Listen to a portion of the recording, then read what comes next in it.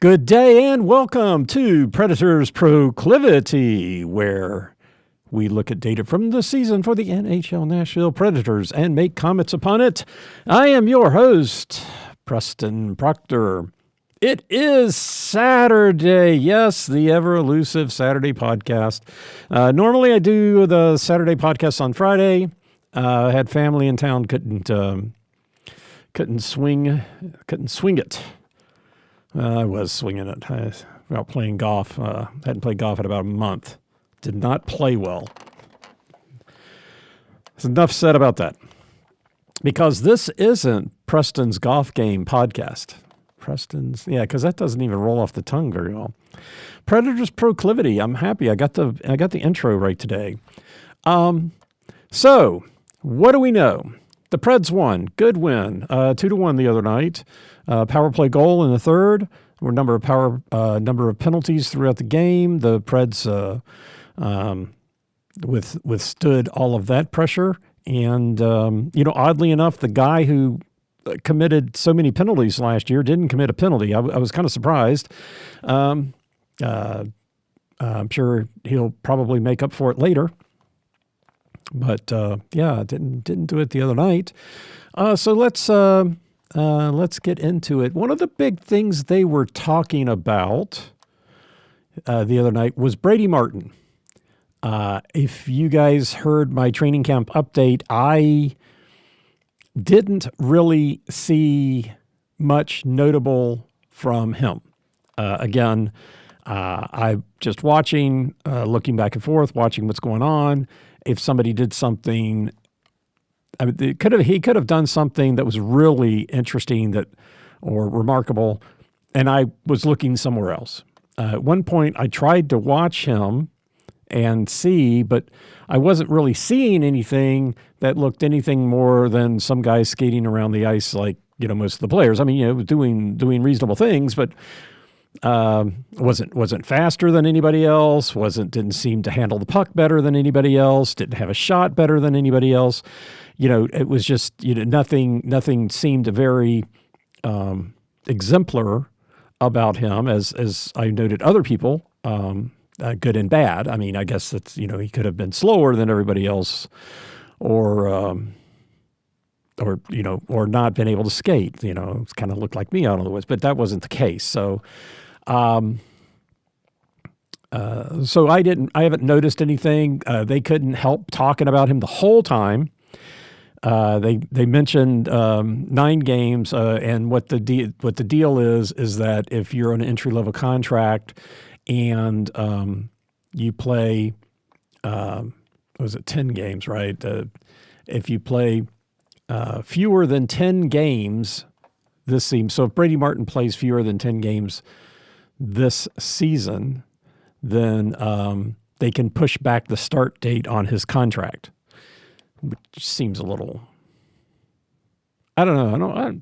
That seems a little unfair. I mean, he signed the contract. I mean, they said they would send him to the juniors, so I guess that means he wouldn't go to Milwaukee. If he went to Milwaukee, I think the contract with the Preds would probably still be in effect, But anyway, so if he plays less than 10 games and they send him to the juniors, then the contract with Nashville doesn't start yet. So that's one of the things they've got to decide is whether or not they want to keep him around or how they're going to handle his development. Again, I didn't see anything laudable. I watched. I guess I watched the first quarter of the game. First period of the game, and it's college football season again too. I'm kind of screwing up my lingo here. I guess most of what he did play was in the first period. I guess he didn't get that many shifts in the second or third, and that's probably fine. What I did see was Matthew Wood working with Forsberg and O'Reilly quite a bit. And so I think that if Wood wasn't injured, he would have most likely been with the club. Apparently, he has technically been shipped down to Milwaukee. I wonder if that was because it's the Admirals. I wonder if the reporter was making a joke, but he's been shipped down to Milwaukee. It sounded like he's still injured, but I guess they needed to do that because Evangelista got his visa and is now on the active roster. So we should see Evangelista in the game tonight. But the question, with Brady Martin is what are they going to do with him? How long are they going to keep him up? How long are they going to do that? Have him play with the Preds before doing something else with him? And I guess we'll see as things develop or don't develop. I guess depending on how that goes. But anyway. So that was one of the things I heard when ad nauseum. I turned on Preds radio in the morning. They were talking about it. I happened to have Preds radio on in the afternoon. Still talking about it as if, holy cow. But anyway, the announcers, the radio people are all excited about Brady Martin. Great. They probably have better perspective on what they're looking at than I do. But again, I'm just a fan. I'm just a fan. I've just watched a lot of hockey. Anyway, don't really have an update on Milwaukee training camp or the Atlanta training camp. I guess technically, the one update is that Milwaukee training camp is now over. They have their first game today. So no more training camp. And Atlanta training camp will go on for a little bit longer. Again, they seem to overlap as you go down the scale. And as far as transactions, Luke Evangelista and Matthew Wood are the two notable things as far as the transaction watch. Okay, so tonight is the second game of the season. The Utah Mammoth being a plural word, I guess. They didn't want to be called the Mammoths, for whatever reason. Anyway, so it's the Utah Mammoth. Did hear something interesting. It is kind of a prehistoric battle tonight with the saber-toothed Predators going up against the Mammoth. What was that in Ice Age? That would be Dennis O'Leary versus Ray Romano. There you go. Tusks up. Yeah. Okay. The Mammoth have lost their only game they played. They played they've got the same starting schedule that Nashville has. They played Thursday night. They lost to Colorado, which so did the Kings. That start looking like a trend. Teams losing to Colorado at the beginning of the season. Hopefully the Preds don't play them anytime soon. I don't think they're on the schedule for a little while here. Just taking a quick look down the schedule. Looks like the end of November might be the first time. Oh, great. Right as we're getting back from whatever overseas trips we go on to play Pittsburgh. Oh, that's right. Those are the games. We're going to Sweden. Right? Because that's where Forsberg is from. Sweden, Finland, yeah, that's not what I wanted. Anyway, that they're playing overseas.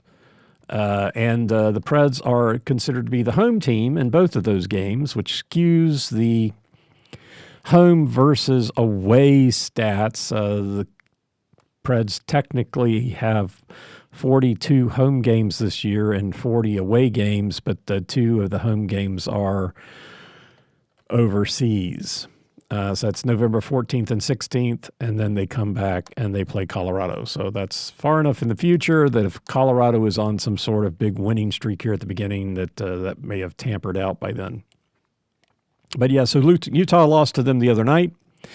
So that makes them 0-1 and puts them 7th in the Central Division at this critical moment in the schedule. But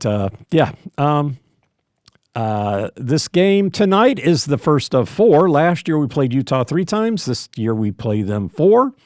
There will be alternating home and away games. So we play the first game is home, then we'll play them away in about 2 months. I think it was December, and then about a month later, they come back here, and then at the end of the season, I guess consistently we're going to be playing Utah at the end of the season. Last year we played them twice in the last 4 games, as if it mattered to either team at that point. But anyway, that's how we're doing. It's a schedule.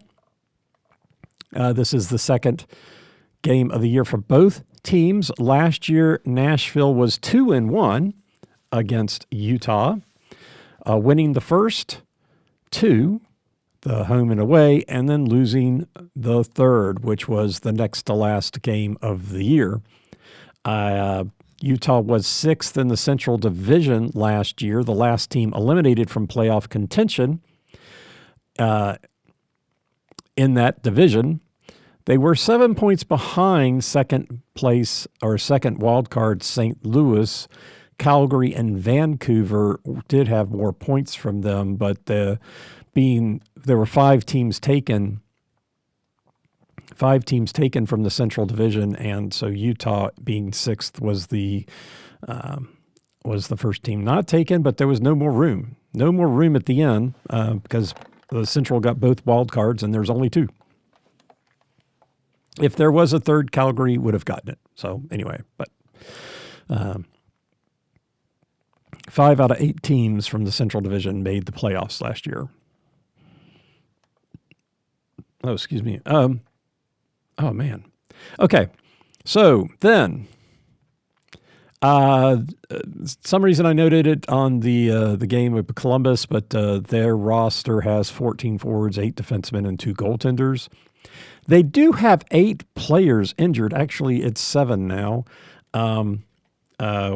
One of the guys who was supposed to come back on the 9th did. I was working on this, the original part of my data on Thursday, and so I did note that one of the guys did come back out. Was it 4 out, 2 are in injured reserve, and 1 was assigned to the Quebec Maritimes Junior Hockey League. Quebec Maritimes Junior Hockey League, that QMJHL, and that was Caleb Desnoyers, who was the number 4 pick, the one just picked just before Brady Martin.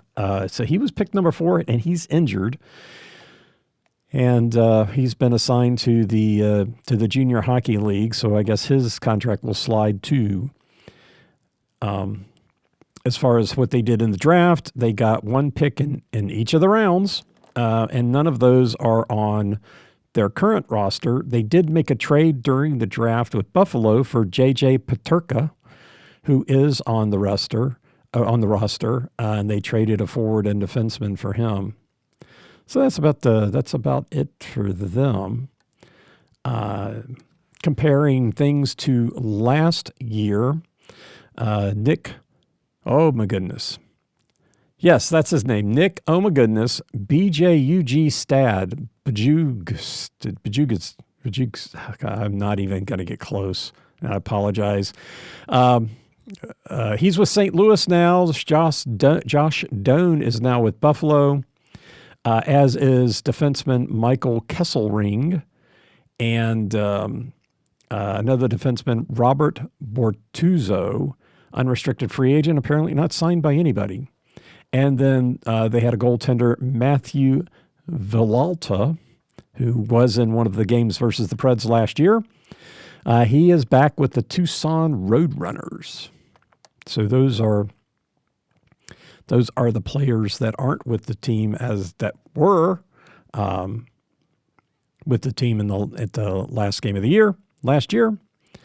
New with the team, the ones that really kind of that I noticed were actually with Utah. They just didn't play that game. But notable, Brandon Tanev from Winnipeg is now in Utah.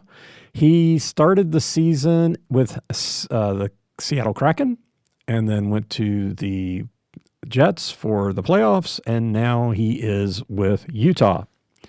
The other player of note is the goaltender, all the goaltender swapping that Florida did last year. Vitek Vanecek from Florida is also with the team, and I believe he's the backup. So he's currently playing, and so is Tanev. Injured is center Caleb Desnoyers, who was week to week, but he's been sent to the junior leagues. Also defenseman Terrell Goldsmith, center left wing Barrett Hayton, left wing center Alexander Kerfoot, left wing right wing Liam O'Brien, goalie Anson Thornton, and defenseman Juuso Valimaki. They are all injured.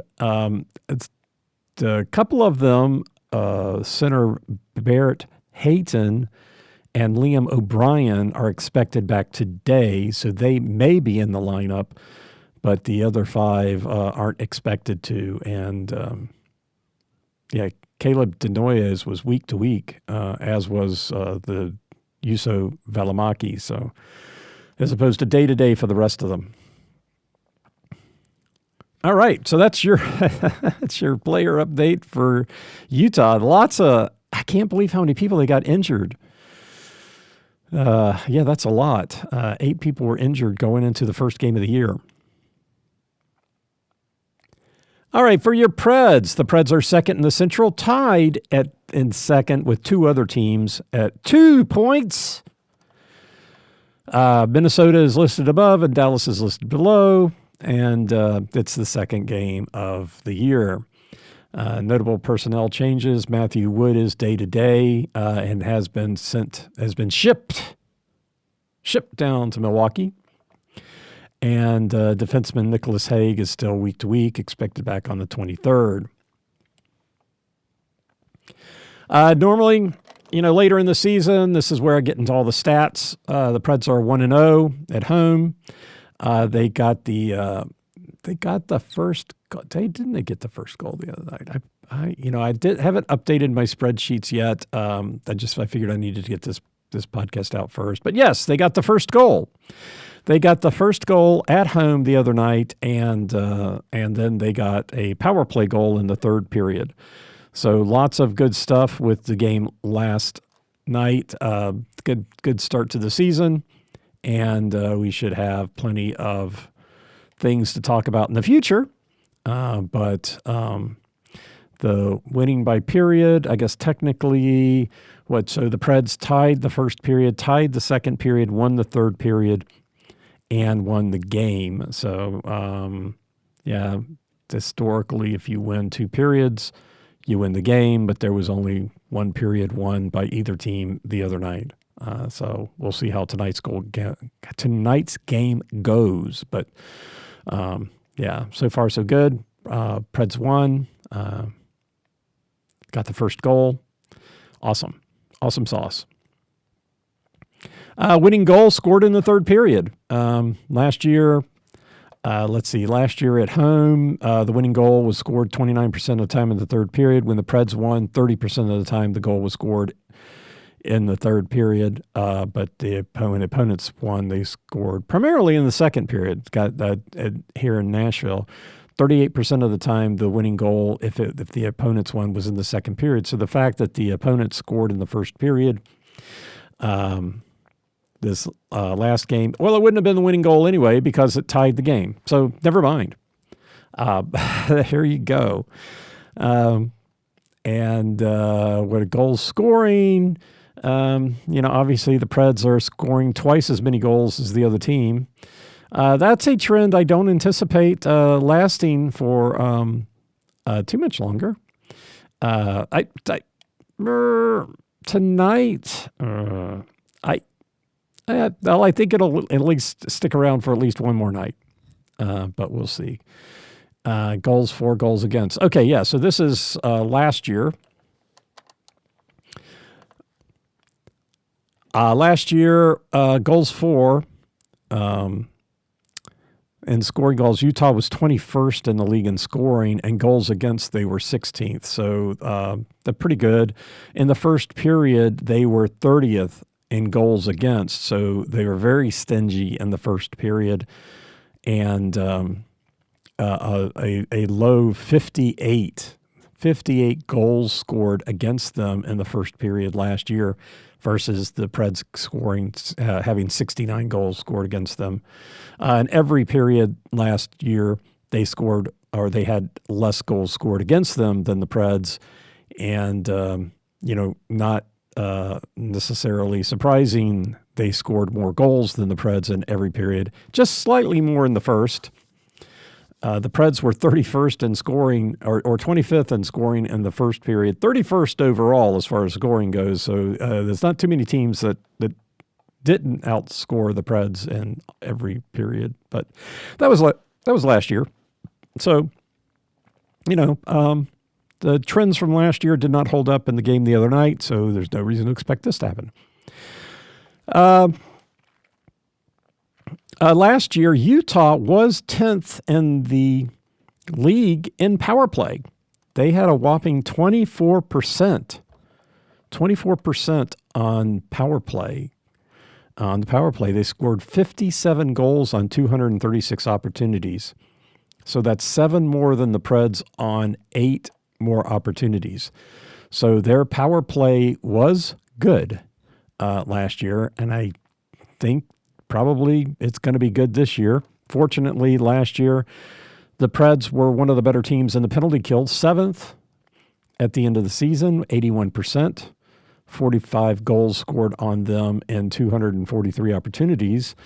Utah was 15th on the penalty kill, just under 80%, 52 goals scored against in 251, so they had 7 more goals scored against them in 8 opportunities, which is the same number on the other side. So 7 and 8, 7 goals on 8 opportunities in the penalty kill, and 7 goals on 8 opportunities in the power play. That's really bizarre. Anyway, Utah did score 4 shorthanded goals last year, which is 28th in the league. They gave up 8. So there's a delta of 4 there, which is the same for the Preds. The Preds scored 1 and gave up 5.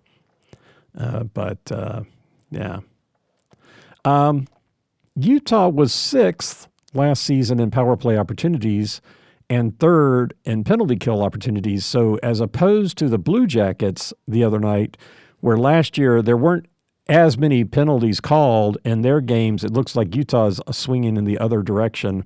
One of the playing in games where more than likely there's going to be a number of penalties called. The Preds were 13th on power play opportunities and 7th in penalty kills, so they definitely took too many penalties last year. And Utah also one of the more penalized and penaltied. I have to think about that. What do you call a team that gets penalized or draws penalties? Anyway, who cares? but that's the situation. Okay, so let's talk about goaltenders. I was completely off base for some reason. Columbus is playing their. I wonder if he's. I have to keep an eye on that.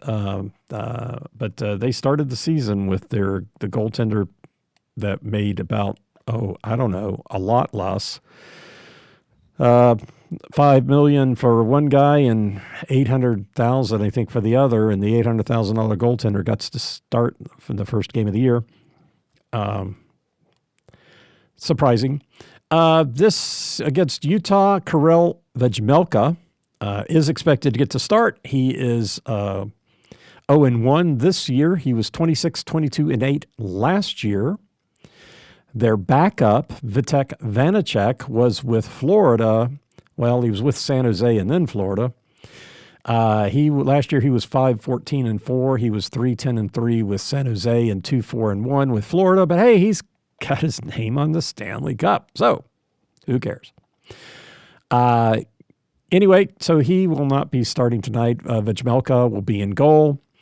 Last year, Vejmelka was in goal in the second game of 3 that were played against Nashville. This game, it was the only game in Utah, and it was a shootout loss for Utah. So he was 0-1 last year. It also was the last home game of the year. The two of the games against Utah, two of the games between Utah and Predators last year were in the last 4 games of the year for both teams. And that was a shootout loss for Utah. They probably could have stood to get the win because, I think at that point they did win 2 more and then lost the last game of the year. Those 4 points wouldn't have gotten them into the wild card spot. But the first game of the year in Nashville, a 4-0 win for Nashville, so a 0-4 loss for Utah. Ingram was in goal. At that time, early in the season, Utah did win the game on either side of that game, which is interesting because they played at St. Louis and then at home versus Carolina and won both of those, 2 teams that both made the playoffs last year. Lost to Nashville, but during that stretch of the season, Utah was losing more than wins. They had a couple of 2 and 3 game losing streaks with the win to break them up. So Ingram was in goal the first game, then Vejmelka the second, and then Villalta, who is back with Tucson now, he was in the goal in the third game, which was a win for Utah, 7-3 in Nashville. And as I said, it was the next to the last game of the year. Vejmelka is the starting and primary goaltender, so Vejmelka should be in goal tonight. As for Nashville, UC Saros, undefeated. Hello. Can somebody get me what's the phrase? I don't know where I'm going with this. Okay. I've tried to make fun of the fact that he's not my favorite goaltender, but I'm not really pulling anything off here. All right, UC Saros is undefeated. 1-0 last year. Oh, screw his record last year. I'm not mentioning that. We're not going there. And the backup is Justus Enunen, and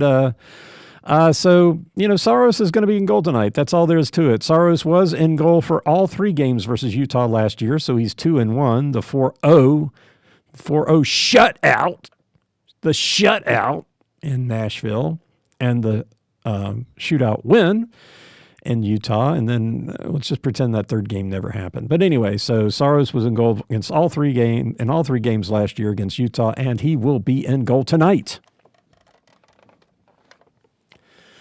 All right, so who are we looking at? Okay, so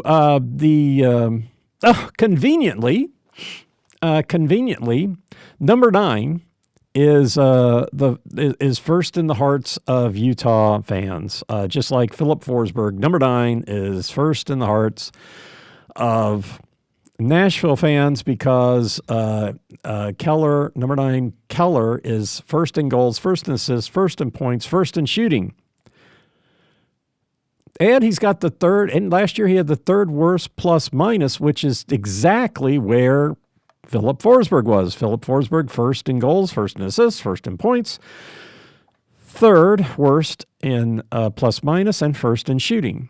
So number 9 is the guy to watch for on both teams. After him, second in points is number 92, center Logan Cooley. He was third in goals and third in assists, but that gets him second in points. Second in assists and third in points would be center Nick Schmaltz, who did have the worst plus minus last year. But and then Dylan Gunther, number 11, he was second in goals, second in shooting. Mikhail Sergachev, number 98 defenseman Mikhail Sergachev, will be the one on the ice the most, but that's about the only stat I saw for him. And then we'll see how this year works out for Kyler Yamamoto, number 56, right wing. Kyler Yamamoto, he had a He had a pretty good shooting percentage for a while. Only took 13 shots last year, had 2 goals, but I think like his last 6 shots, he didn't score. So he had like, I mean, granted, he didn't play that many games, but just definitely something to follow. It could be that Yamamoto has got a wicked shot. It could be that he just kind of came to the Utah and got lucky at the right time. But I guess that we'll get to see. Brandon Tanev, who was in Seattle and Winnipeg last year, didn't really have any stats, was the captain for Seattle for a few years. And when we were following, he's quick. He was quick anyway. So I think he's still somebody to watch. Kind of hard with Utah. I say definitely number 9 and whoever else is on the line with him. So, yeah, I think that is kind of where they're at. Kind of everything looks for them to be fairly spread, fairly even distribution. Let me take a quick look here and see how they break the lines down, which I don't know why roster breakdown. Maybe it's under that, but no. Anyway, I don't know why this popped up when I was looking at it the other day, and then when I decided to go and find the stuff today for Utah, it wasn't as obvious, but I don't know. I don't know why. I guess they're just trying to screw with me. They showed me some information when I was not looking for it for the Columbus, and now that thought, oh, that would be kind of interesting, then I can't find it. Let's see. Oh, preview lineups. Okay, this ought to be interesting. Keller. They have Keller on the first line as right wing, left wing, as with McBain centering it and Schmaltz on the right wing. So Schmaltz, third in points last year. Keller, Schmaltz, and then McBain. I don't have stats on him. So there you go. And then what looks like they're going to be playing with 7 defensemen. 1, 2. Oh, they're only going to be. Well, according to this, Utah is going to be have 14. I'm sorry, 11. 11 forwards and 7 defensemen. So they are going to. I guess somebody is going to have to double shift if they really do it this way. And then Vejmelka in goal. Number 13, Tanev. They've got him listed on the 4th line. Yamamoto's on the 3rd line. They got Evangelista. Evangelista is going to be right wing, centered with Svechkov and Stamkos on the left wing. So that should be good. And then Marcia Schultz is down on the 3rd line. Boy, if holy cow, if we can actually get this to work, Forsberg, Stamkos, and Marcia Schultz on different lines, woof. That was the problem we had last year. Again, I don't want to talk about last year too much, but it seemed like Marcia Schultz and Stamkos could only play well if they were playing with Forsberg, and so that put everybody on the same line, which made them really easy to guard. But yeah, if we can spread Stamkos and Forsberg and Marcia Schultz out like that, that'd be great. Especially if we can get a little bit more equal time between the first 3 lines, then that would give the first and second lines more rest and more production out of the 3rd line. Wow, I'm pretty excited about that. I guess when they were talking about Brady Martin, he's centering the first line with Forsberg and O'Reilly. But if they send him back to the juniors, then O'Reilly would probably move back to center. And so then the question is, who moves up to right wing? And as I said, Wood, I saw Wood working with O'Reilly and Forsberg, but if he's still injured, somebody else is going to have to take that spot. I guess we'll see how things progress. We got Willsby and Yossi on the starting defensive line, Brady Skay and Perbix, and then Stastny and Barron.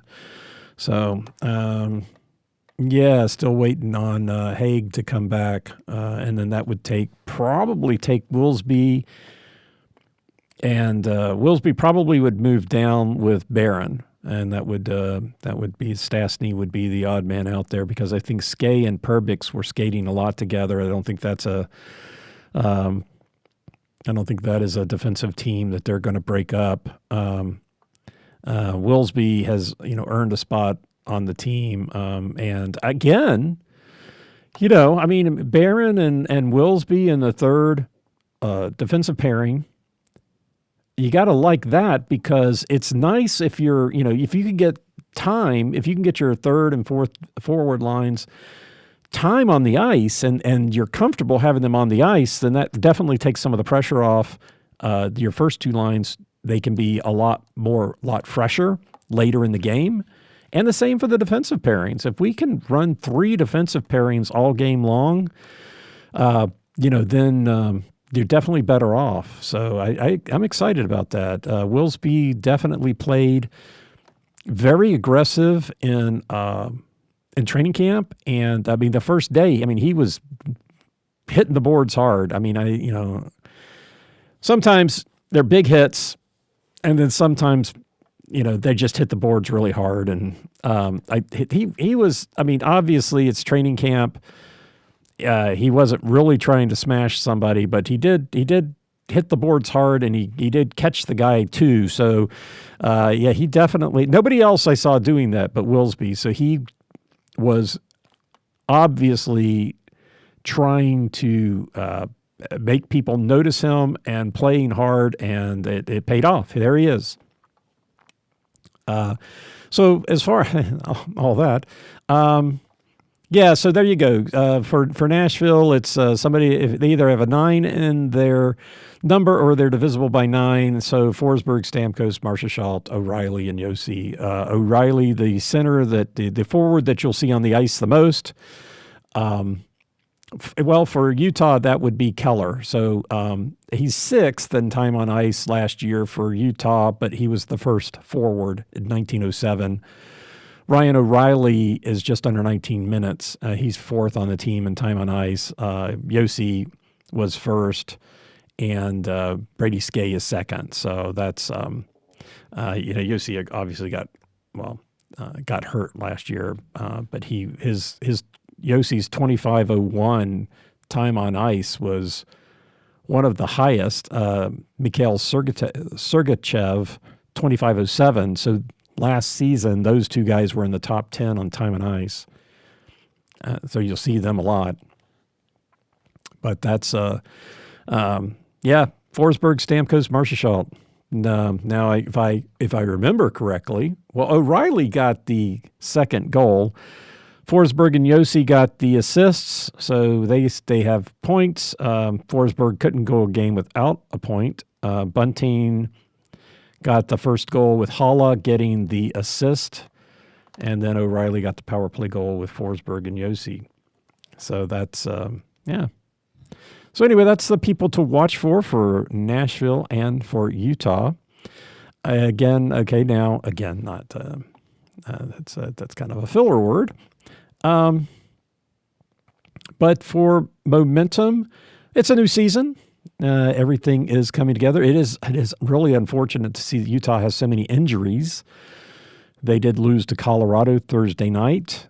Similar to how Nashville won. The tying goal came in the second period, so a little different, but the winning goal came early in the third. So the game scoring summary looked very similar in the Utah loss to Colorado as Nashville winning versus Columbus. So you wouldn't necessarily say Utah is on a losing streak or has lost momentum. That game, I'm pretty sure, was in Colorado. Utah, at Colorado, at Nashville, and then they play Monday in Chicago. So this is the second game of a 3-game road trip for them. For Nashville, this is the second game of a homestand. Nashville goes from here, and They go, come on.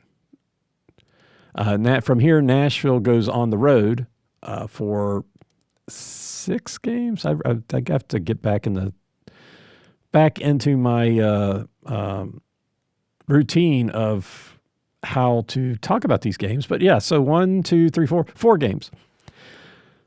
So after this game, Nashville has a 4-game road trip across Canada, starting in Ottawa, and then Toronto, Monday, Ottawa, Tuesday, Toronto, Thursday, Montreal, Saturday, Winnipeg. So we couldn't just throw Vancouver in there. Oh, no, they play Vancouver. Oh, but they play Vancouver here. So trip across Canada in the middle of October. That's got to be beautiful. I'm sure they're not driving. But Ottawa, Toronto, Montreal, 3 of those are fairly close, and then hop over to Winnipeg to finish things off. Monday's game is at noon? Monday's game is noon. Wow. I have to check that. Why in the world are they playing at noon on a Monday? Bizarre, but okay. Monday's game is at noon. Anyway, so this is for Nashville. This is the 2nd game of the homestand. It's the last game of the homestand. They're 1-0 in this homestand, and Monday will deal with the fact they're playing a really early game on a Monday. Anyway, so I couldn't really say either team has momentum, but definitely Nashville's off to a better start, getting the win. There has to be a lot of relief in the Nashville organization. I know they don't want to talk about last season anymore. Nobody does. So they've won, which means we can close the book on that. They're already ahead of last season, and that's great. Utah is coming into town. The Mammoth coming in to face the Predator, and it should be a good game. And so tonight's game is at 7. No real changes there. 7 o'clock down on Broadway. Utah Mammoth coming in to face the Nashville Predators. Thanks for listening. I'm Preston Proctor, and you've been listening to Predators Proclivity.